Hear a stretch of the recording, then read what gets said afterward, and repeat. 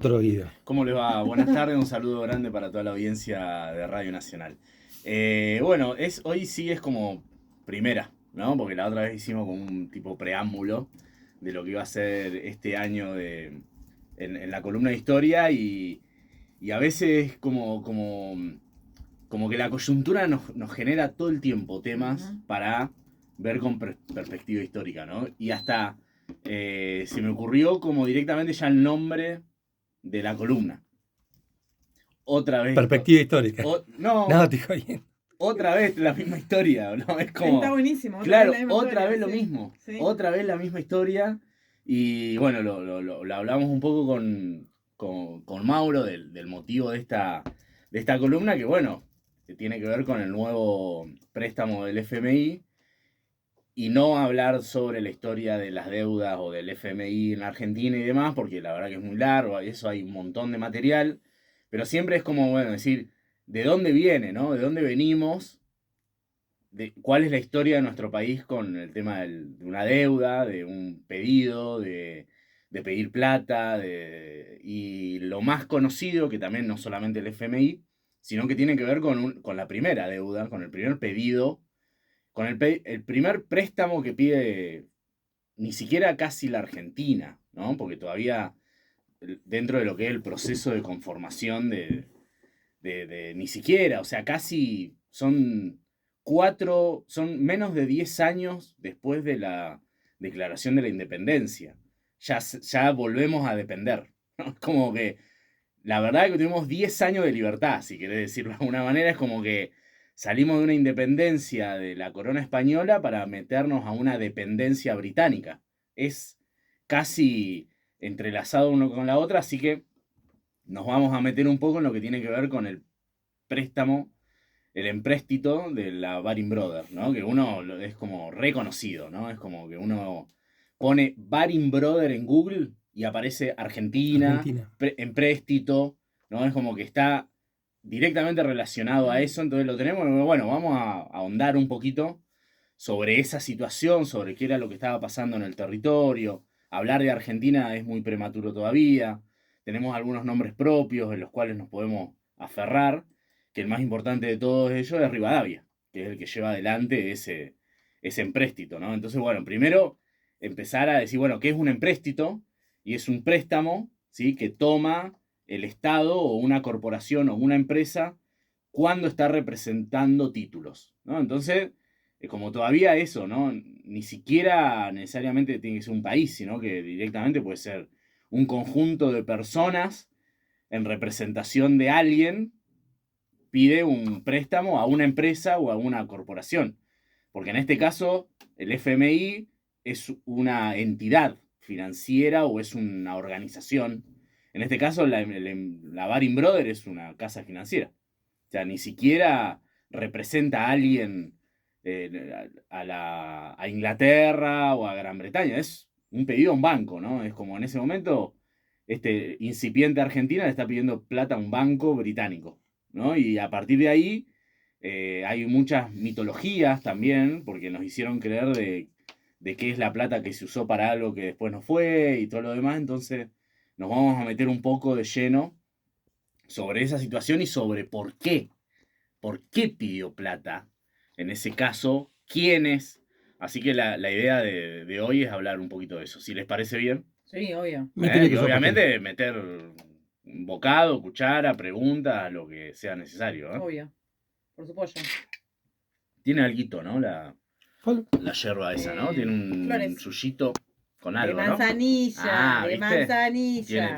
Tiene algo ahí. Bueno, el año pasado se cumplieron 200 años, 1824, 1 de julio de 1824, se firma el empréstito con la Baring Brothers.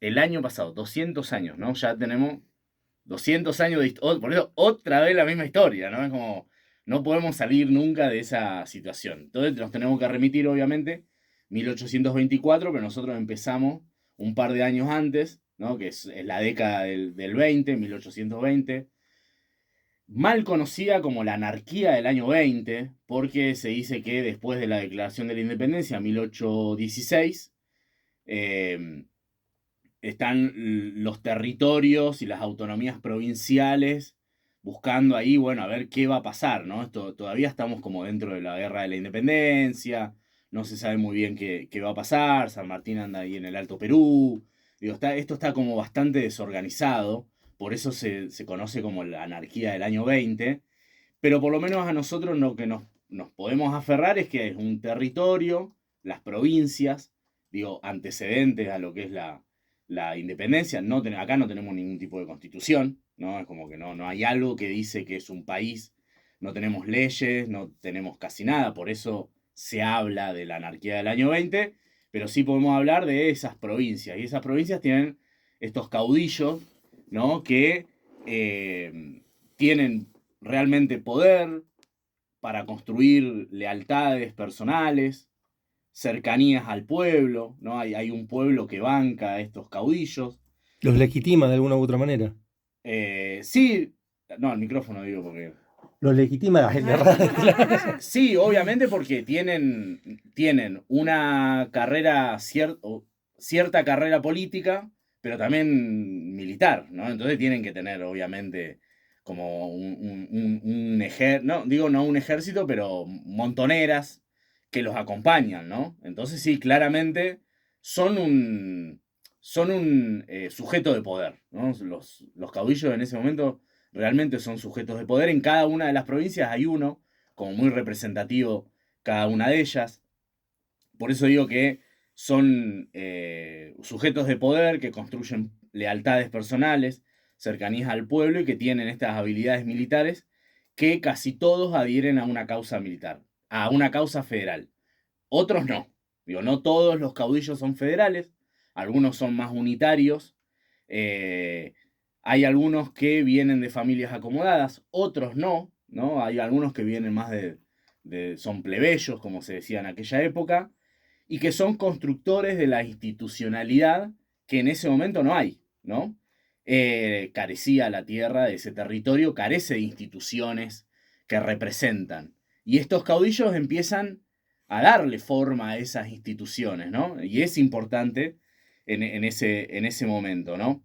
Defienden esas autonomías provinciales y promueven la convocatoria a un congreso constituyente, ¿no? Dicen, bueno, nosotros necesitamos que cada provincia delegue esa representación a ciertos diputados que generen un congreso para conformar una constitución. Desde 1813, la asamblea del año 13, que hay una asamblea ciertamente constituyente, pero que no declara la constitución, y hasta ese momento todavía no declaraba la independencia, ya en el 16 sí, estamos en el 20, ya está declarada la independencia, pero no hay una constitución. Estos caudillos constantemente están pidiendo que se arme una asamblea constituyente y que hay representantes, o sea, cada provincia tiene diputados para enviar a Buenos Aires, a Santa Fe, a Córdoba, en el lugar en donde sea, para definir una constitución. ¿Qué es lo que piden ellos? Bueno, que Buenos Aires no se quede con los beneficios de manejar el puerto. Es lo más importante, por eso presionan constantemente para que haya una asamblea constituyente, ¿no? Y que Buenos Aires la va como cajoneando. No le da. No le conviene, digamos. Y no le conviene porque si se mantienen estas autonomías provinciales, Buenos Aires se queda con el mayor poder, que es tener el puerto y manejar la aduana. Y si hay un Estado federal, esos ingresos hay que distribuirlos, y que a Buenos Aires claramente no le conviene. Y las provincias del litoral no solamente que promueven esta asamblea constituyente, sino que también, no solamente por el manejo del puerto, sino por la libre circulación de los ríos. Las provincias del litoral, Entre Ríos, Corrientes, son las que lo promueven, en ese momento tienen mucho poder, ¿no? Entonces hay una efervescencia importante, una tensión política con trasfondos económicos, obviamente, porque, bueno, va por ese lado, ¿no? Y bueno, como decíamos, Buenos Aires tiene el control de la aduana, son las élites locales las que se enfocan en el desarrollo de la provincia de Buenos Aires y no le importa mucho lo que pasa en otras regiones. Los comerciantes, las élites locales de porteña, no le importa que La Rioja, Salta, San Juan, San Luis, Santa Fe, ¿no? Digo, provincias, Córdoba, estén presionando por eso. Bueno, ese es tu problema de alguna manera. Siempre tan solidaria, ¿no? La provincia de Buenos Aires. En ese momento, esta élite local se conforma en lo que es el Partido del Orden, así se hacen llamar. Ese Partido del Orden tiene obviamente una orientación liberal. ¿Liberal a qué? Bueno, al monopolio español, ¿no? Del cual venía siendo oprimido todo el territorio, ¿no? Todo lo que era antes el virreinato del Río de la Plata era manejado por el monopolio del comercio español. No se comerciaba Con otro. por fuera que no sea con la corona española. Acá tenemos un antecedente, que son las invasiones inglesas, que no hay que olvidarse de eso, que las invasiones inglesas le dejan eh, a este comercio local, le deja el gustito del libre comercio, ¿no? Las invasiones inglesas le muestran a estos comerciantes de que es posible un libre comercio y que eso de alguna manera también promueve la independencia del territorio, ¿no? Y bueno, entonces una vez que nos liberamos de la corona española, bueno, esta elite local dice, bueno, empecemos a comerciar con estos ingleses que traen, nos compran un montón de cosas y que encima nos lo traen ya fabricado. Se llevan cuero y vuelve hecho zapatos, ¿no? Se llevan textil y vuelve hecho remeras, ¿no? De alguna manera es lo que se ha dedicado a hacer Inglaterra a lo largo de los años, ¿no? Estas clases altas, como decíamos, esta dirigencia, con apoyo de las clases altas, accede al poder. Bernardino Rivadavia es uno de los representantes de esta élite local y que promueve reformas para asentar lo que futuramente va a ser un aparato estatal, ¿no? Es un tipo que piensa, Bernardino Rivadavia, dice, bueno, tenemos que hacer ciertas reformas para que esto tenga forma de Estado y que no sean solamente comerciales individuales los que negocien con los comerciantes ingleses, sino que sea parte ¿no? de un Estado, ¿no? Ujú. Por lo menos incipiente. Vamos hasta ahí, vamos bastante bien. Perfecto. Guido Gabe con nosotros aquí en Radio Nacional Esquel. Esa economía está orientada obviamente a la exportación ganadera, como decíamos, particularmente de cueros. Para 1822, este gobierno de la provincia de Buenos Aires, del Partido del Orden, saca la ley de enfiteusis, que es como también muy conocida porque promueve la expansión del territorio. No me acuerdo del nombre, perdón, no me acuerdo del nombre. Es lo que vamos a conocer ahora, que es el acuerdo con la Baring Brothers y la ley de enfiteusis y la ley de presidencias y varias leyes más, es como cierto punto de partida para la expansión del territorio, sacarse de encima, ampliar la frontera contra el indio.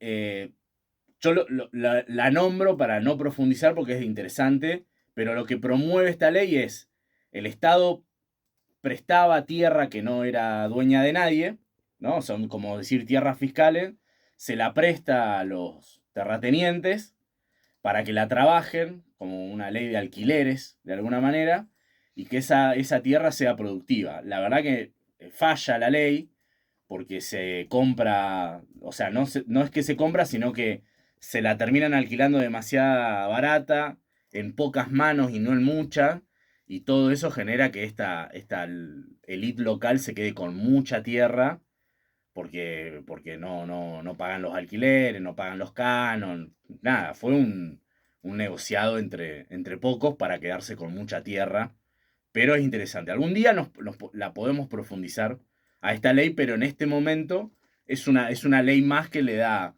poder y más poder a esa élite local. Por iniciativa del gobierno, un consorcio de comerciantes locales y comerciantes británicos crea el primer banco de Hispanoamérica, que se llama el Banco de Descuentos de Buenos Aires, lo que futuramente después va a ser el Banco Nación, ¿no? Es el primer banco hispanoamericano, se crea en este momento en Buenos Aires, ¿no? Comerciantes locales y comerciantes británicos. Imprime papel moneda este banco y reemplaza lo que era la moneda que se usaba en el virreinato, que se hacía en el Alto Perú, ¿no? En la, en Potosí, salía de la mina de Potosí. Manuel García era el ministro de Economía del gobierno de Martín Rodríguez. Rivadavia era como jefe de gobierno, ministro de gobierno, y tenía mucha influencia sobre la economía del gobierno de la provincia de Buenos Aires, Martín Rodríguez, que después Rivadavia se queda en el gobierno de Las Heras y que además después va, a partir de la ley de presidencias, él se hace cargo de la presidencia de poco tiempo, de la presidencia de lo que sería la Argentina incipientemente, ¿no? Más que nada para quedarse con el manejo del puerto. Inglaterra estaba interesado en generar vínculos comerciales con las naciones nacientes, ¿no? Son un montón de países que se independizan o colonias, ¿no? El Imperio del Brasil estaba durante el mismo proceso, bueno, Perú, Chile, Ecuador, Colombia, digo, esos países que empiezan o territorios que empiezan a formarse naciones, a Inglaterra le interesa, no solamente con Argentina, con Uruguay, le interesa por esos lados, entonces la prosperidad también inglesa genera e impulsa que inversores británicos empiezan a ofrecer créditos. No es que solamente Argentina va a buscar a la Baring Brothers, sino que la Baring Brothers se mete también en el territorio y dicen, nosotros le podemos prestar plata para que ustedes se desarrollen y obviamente nos conviene a nosotros como ingleses, ¿no? Abren bancos, invierte, compañías mineras, ¿no? Ahí se dice que hay una disputa entre Rivadavia y Quiroga, Facundo Quiroga, por decir cómo va a ser el perfil minero que puede llegar a tener el territorio, ¿no? El de Quiroga es como más, no digo más popular o por lo menos más comunitario, y el de Rivadavia es, bueno, que vengan inversores extranjeras. Y Quiroga dice, no, seamos nosotros mismos los que invertamos en las minerías de ese momento. Como decíamos, Rivadavia era ministro del gobierno de Martín Rodríguez, después se queda durante el gobierno de Las Heras y también como presidente luego de la Nación. Se crea la bolsa mercantil, no solamente ese banco de descuento que decíamos, y para 1824 el empréstito se contrató, o sea, se contrata a esta casa financiera para generar este empréstito con la firma inglesa Baring Brothers y compañía. Los fondos se usarían para modernizar el puerto de Buenos Aires, ¿sí? Ese es el objetivo principal que se va a usar esa plata, modernizar el puerto de Buenos Aires. Obviamente que a Inglaterra le conviene que se modernice el puerto de Buenos Aires. Se va también a usar la plata para generar una red potable en la provincia de en la ciudad de Buenos Aires, lo que hoy se conoce como Ciudad de Buenos Aires, y se van a crear 3 ciudades fronterizas para luchar del avance contra el indio, ¿no? Ese es el objetivo del empréstito y de la plata que se va a usar. ¿Por qué se utiliza no solamente el puerto de Buenos Aires como objetivo, sino también el agua potable? Porque se dice que le iba a llegar el agua potable a las familias ricas y a las mujeres dueñas de casas, entonces va a tener apoyo el crédito. Si vos decís, che, esta plata la vamos a usar para llevar agua potable, yo estoy de acuerdo, entonces generan la opinión pública de la élite local como acompañamiento, y también lo de las ciudades fronterizas, ¿no? Es como, bueno, si van a crear una barrera para que el avance del indio no llegue a la ciudad, bueno, nosotros estamos de acuerdo porque que se firme un contrato. Entonces hay como cierto uso, ¿no?, de la opinión pública también en la firma del contrato, ¿no? Es como decir, bueno, ¿para qué nos metemos con el FMI? No, porque esta plata la vamos a usar para estas cosas, bueno, entonces nos viene bien y genera buena opinión pública. El pedido fue por 1.000.000 de libras, llegaron 570.000. ¿Qué pasa? ¿Qué pasa? De las cuales solo 57.000 fue en forma de oro. El resto llegó en pagarés a descontar directamente en Londres. Fue un negocio redondo para los que para las comisiones, ¿no? Quedó esa, vos decís, ¿qué pasó con la que quedó? Bueno, se quedó en comisiones. La plata fue no solo porque no se modernizó la ciudad, el puerto, no se crearon las 3 ciudades fronterizas, ni tampoco se creó la red de agua potable, Se dijo que se usó para la guerra contra el Brasil, porque en ese momento había una lucha clara, militar, frente al Imperio del Brasil, que se quería quedar con parte del territorio que hoy cubre a Argentina, y alguien que capaz que es conocido por algunos, Scalabrino Ortiz, escribía en Forja, la Juventud Radical, ¿no? Era un grupo de intelectuales que durante el gobierno de la década infame, ¿no? Luego de el primer golpe a Irigoyen en 1930, se dedicó a escribir mucho sobre esta dependencia que tenía el país y la falta de independencia, soberanía económica y demás. En 1939, Scalabrini Ortiz dice que esa plata no se usó para la guerra con el Brasil, o sea que nos hicieron creer que la plata se usó para algo que no se usó. O sea, se pidió plata para algo que no se usó y nos hicieron creer que se usó para otra cosa que tampoco se usó. O sea, en 1939 Scalabrini Ortiz ya dijo que esa plata no se usó para eso. Recién en 1904, casi 80 años después, se termina de devolver la plata del primer crédito que pide la Baring Brothers, Perdón, la fecha la reiterás, por favor, Guido. La fecha. que se devuelve ¿Que la se plata devuelve? en 1904. Se pidió en 1824, 80 años después, se termina de devolver para... Esto lo dice Scalabrini Ortiz en este texto. Dice que a plata en pesos llegaron unos 3 millones de ese momento y se devolvieron 23, 80 años después. Se terminó de devolver, digo, no los hijos de Rivadavia, sino que los nietos y probablemente los bisnietos de Rivadavia, y terminaron de pagar esa deuda 3 por 8 veces más. ¿No? Digo, si fueran 3 millones de pesos Sí. y se devolvieron 23, más o menos, 3 por 7, 21, 24, 8, o sea, de lo que Redondea ahí. llegó, o sea que fue un negocio redondo, Redondo. para los que se quedaron. Y no se usó para nada. Por lo general esa plata, esos 570.000 se usaron para créditos personales, ¿no? Para esta elite comercial usó esa plata para créditos entre ellos, que tampoco la devolvieron porque se devolvió 80 años después. La verdad es que, como decir, viste, el año pasado se cumplieron 200 años de este acontecimiento. Digo, esto es como decir, otra vez lo mismo, ¿no? Es como, viste, a mí a veces me hace pensar y decir, bueno, muchas veces como la esencia, ¿no? de donde venimos, ¿no? Es como que, y desde siempre, ¿no? Terminado siendo esto. Digo, no es algo nuevo, ¿no? Y lamentablemente, bueno, sí, ahora se le pide prestada a otra, pero bueno, también es como que, digo, se va a devolver 80 años después, ¿no? Se va a devolver 8 veces más, se va a usar la plata para algo que no se pidió, digo, Scalabrini Ortiz ya lo dijo hace 80, casi más de 100 años, ¿no? En el 30 ya lo estaba denunciando, 90 años atrás, ¿no? Y ahora hay gente que también está denunciando lo que se pidió en el Fondo Monetario la vez pasada, y ya está denunciando que esta plata no se va a usar para lo que se pidió y si realmente era necesario.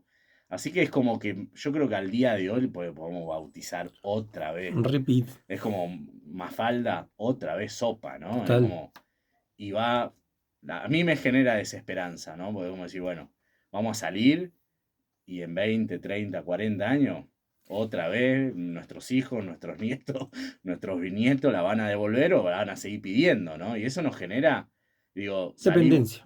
Claro, ¿no? Es como esta dependencia que a Gran Bretaña le vino bárbaro, tampoco te pusieron una pistola en la cabeza. Sí, las invasiones inglesas levantaron la bandera inglesa, pero fuimos nosotros, o nosotros. Hubo gente que echó a los británicos en ese momento de la invasión inglesa. Nos liberamos de la corona española y nada, 10 años después ya estábamos dependiendo de los británicos, ¿no? Y es como que... Las deudas. Las deudas. Bueno, estaba en deuda con nosotros, por eso arranqué con ese tema ahí. Guido, no sé si le trajiste Yo tengo- algo a Robert Payne. Yo tengo cosas Sí. todavía como para seguir, Ok. no sé cómo estamos con tiempo. Dale, a ver, estamos ahí medio Justiniano Zarza, Bien, la Baring Brothers se fundó en 1762 con el nombre de John and Francis Baring Company por Sis Francis, su hijo John. Le cambió el nombre y le puso Baring Brothers. Oh, masivo, brother. El hijo el hijo del dueño del banco. Recién, bueno, en 1802 financió la adquisición del estado de Luisiana, que era parte de Francia, ¿no? Se la compró Estados Unidos, le compra Luisiana a Francia, y lo que dicen los papeles es que, o sea, Estados Unidos no le compra el estado a Francia, sino que la Baring Brothers se la compra a Francia y Francia y la Baring Brothers se la vende a Estados Unidos. O sea, para eso funcionaba la Baring Brothers, ¿no? O sea, se hacía unos buenos. Y imagínense la cometa que se quedaron los que hicieron el negocio. Lo de Scalabrini Ortiz, eso quería comentárselo. Está libre en internet. Le quiero decir el nombre para no meter bocado, y les quiero leer el último párrafo de lo que dice Scalabrini Ortiz. No es mucho, pero yo se los quiero leer. Se llama, lo estoy abriendo acá en la compu, Historia del primer empréstito argentino. Lo escribe Cuadernos de Forja, Fuerza de Orientación Radical de la Joven Argentina, en 1939. Escriben entre varios, esto lo escribe Scalabrini Ortiz, Gabriel del Mazo, Amable Gutiérrez Díez, Luis de Lepiane, Jorge del Río, Arturo Jaureche, Homero Mancione, algunos que escribían en Forja en esa época, ¿no? Como Unos nenes. Unos nenes, ¿no? Que además tenían con qué escribir en ese momento. Y dice, está muy bueno porque ahí justamente la historia del empréstito, escrito por Scalabrini Ortiz, está muy bueno, describe cómo eran los negociados de Inglaterra y bla, bla, bla. Está muy bueno, y en el último párrafo, para darle un poquito de esperanza a nuestros jóvenes, ¿no? Dice, queda pues sentado que el endeudamiento hacia Inglaterra es una obra finísima de la extraordinaria inteligencia política británica. Nuestra sumisión comenzó allí. Estamos ciegos y encadenados, aún sin perfilar en la sombra la individualidad de nuestro verdadero enemigo, más a pesar de la inminencia de horas que quizá sean extraordinariamente dolorosas. Yo tengo una fe profunda en la juventud de mi tierra. La noche es más negra cuando está por dejar de ser de noche. Hay una reserva tan grande, hay un potencial de energías y pasiones tan contenido, que quizás no está lejano el día en que Buenos Aires, como en 1810, decida encabezar nuevamente la segunda y esta vez definitiva liberación americana. Sobre la frialdad de este estudio técnico, yo extiendo el calor de una certeza en el porvenir de mi tierra y en el destino histórico de los argentinos. Raúl Scalabrini Ortiz. Gracias, Guido. Un abrazo. Espera, ¿lo rotulás con algún Otra tema vez. musical? No, perdón. Pero está para ponerle lo que quiera. ¿Querés inventarte uno ahora o largamos algo de lo que tenemos? No, la verdad que ni lo pensé. Bueno, Ni lo pensé, tenía preparado lo del FMI, pero si estamos cortos de tiempo lo dejamos para otro momento. lo dejamos para otro Sí, momento ahí, obvio, no hay porfa. ningún problema. Y aparte porque me gustaría saber un poco más de la Sí, historia del dale, FMI. está bueno porque vos entrás a la página del FMI y te cuentan una historia que no va a estar así. Lo uno de alguna otra forma. Puede ser, hoy hablábamos de todos tus muertos. Sí, ¿Qué uno que Pablito tenemos Molina, ahí? ¿no? Hoy es el día de... Hoy creo que falleció No Pablito sabía, Molina, loco, y no. si no, Joe Ramone podemos Yo a poner. Ramón le pusimos hoy. Ah, bueno, buenísimo. Pero vamos ahí a un poquito hablando de dependencia también, el País Vasco, donde da Fermín Muguruza, Nebu Riak y Cortatu, y se juntan para hacer Dale Aborigen en el disco, que hacen un cover de precisamente Nebu Riak, que es La Última Bala. Todos tus muertos, Fermín Muguruza, aquí haciendo este temazo. Leen Bicico Bala, una esquebra de pedo.